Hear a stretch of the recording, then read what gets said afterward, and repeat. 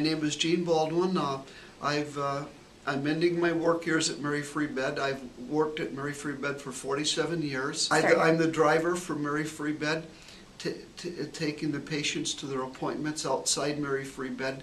The doctors that don't come to Mary Free Bed, the dentists and the eye doctors and so on. And I was 21 years old when I started. It's made a good life for me. I started working for Mary Free Bed on Cherry Street in 1964. And it was a rather different place, a nice place. I remember both places. It got old, and we needed a new home. Dr. Folland proposed a new Mary Free Bed.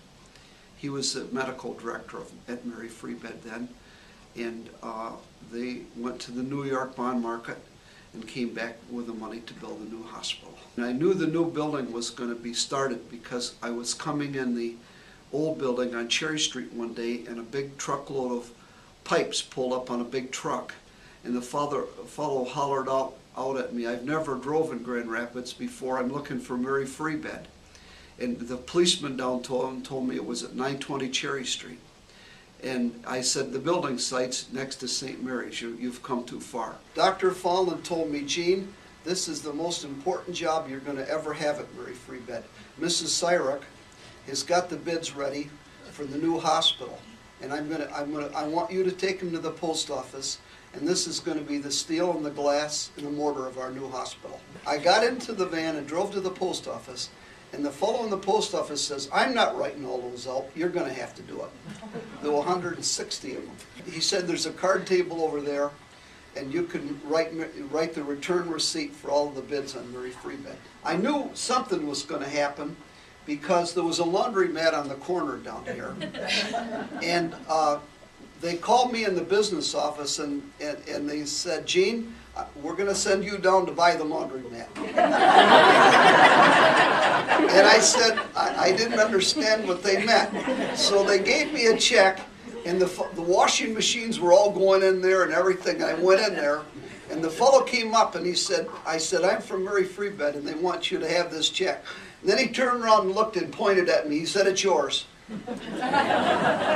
Everybody was excited about this, and the nursing staff did some of the first plastering on the third floor. Every week I would bring 4 or 5 people down to see the new Mary Free Bed here. And I brought the 5 or 6 of the nursing staff down here, and one of them said, "We would really like to do a little plastering up here." And the plaster said, "Do you have a card?" And they said no. Well, he said, "I really can't do this. I'll let you do this." But he said, we can get around this. I'm going to put some plaster on these boards, and I'm going to walk out and have a cigarette." And so in September of '76, they had a parade from the old place on Cherry Street down here, and I was in the parade. I think there's a picture of it here. And so the therapists were all waiting for us at the front door. They went around the whole circle of the driveway out here. And we pulled in, and then that was the start of this place here. And gradually, the houses got torn down across the street, and they built the outpatient building and the parking lot. And then the latest building, the Mary Ives building on the corner. Can you talk about patients coming from around the United States? Yes. This was an interesting time. We'd seen little children, 5- and 6-year-olds, come here and go through the program until they were grown up. And I remember one, Donald Lund. He came from Iowa, and nice fellow. And he started out as a young fellow here, 7 or 8 years old. And the last time I seen him, he was a student at the University of Iowa. And one thing that he wanted to do very much, he worked for the Iowa Big Ten football team in the equipment room. And he wanted to go with the Iowa team on a road game. And they never consented to that. So the end of one of the seasons, one of the athletic directors came and told him, "The players and the coach of Iowa here want you to go on a trip with them to one of the Big Ten games next season, and when the Iowa team plays on the road." And there was a kind of a misfall. During the summer, he had to get back in a wheelchair again. and he was worried about not being able to go with the Iowa team on a road game. But he came to Mary Free Bed. They got him going again, and he was with the Iowa team when they went on the road game. So that made him really, really happy. But the Iowa coach told him the only way that they could take him was if he walked. They couldn't take him in a wheelchair. And then we had a mother and daughter come here from Bangor, Maine. And she was a mother of about 6 children. And the girl started out as a little girl here, and she grew up in the program. And the mother would come on a Greyhound bus with her here, and there were 6 other children at home, and she left the oldest one in charge. And they heated the home with a wood stove. And she always thought about that when she came here. And towards the end of her stays at Mary Free Bed, the mother told me, Gene, look what she can do now. She walks, she can use her artificial arm. She would have never done that unless she'd come to Mary Free Bed here. We had a real interesting woman come from Montana. She lived on a farm in Montana, and she lost her arm, and she was so thankful for coming to Mary Free Bed. It was Christmas time, and she lived on a cattle farm, and somebody had to be there all the time. There was just something going on all the time, so they left her in charge, and they lived in a rural part of Montana, where the stores were a long way, so it took them all day to go shopping and come back again. Well, it was time to feed the cattle, and they had a silage unloader.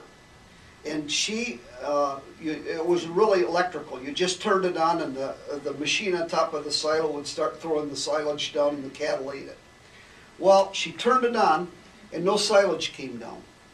So that means you have to go up the silo and get it and find out why it's not working, because the cattle needed to be fed. She got up there, and the whole thing was froze on top of the silo. So you have to get in. With a pitchfork and start loosening the silage up. Well, she got up there and slipped and fell, and the auger caught her arm, and it started dragging her into it. And mechanically it shut itself off, but she was wound up in it. Well, the thing that saved her life, another farmer, a friend of theirs, came over to visit. It was a Saturday afternoon, and he heard her screaming in the silo. And he crawled up the silo and got her out of it, but he didn't know how. It's just a tube. He didn't know how he was going to get he and her down the silo. It was like a round tube, so he put her on his shoulders, and carried her down the silo to the ground and took her to the hospital. Then after that, she came to Mary Free Bed as a patient. I've always thought Mary Free Bed's presence here has been the revitalization of Wealthy Street. It was going down to nothing with tinders here 10 years ago. But it's showing life now like I haven't seen it show before. How many accidents, Gene, in the 43 years? There's been a couple.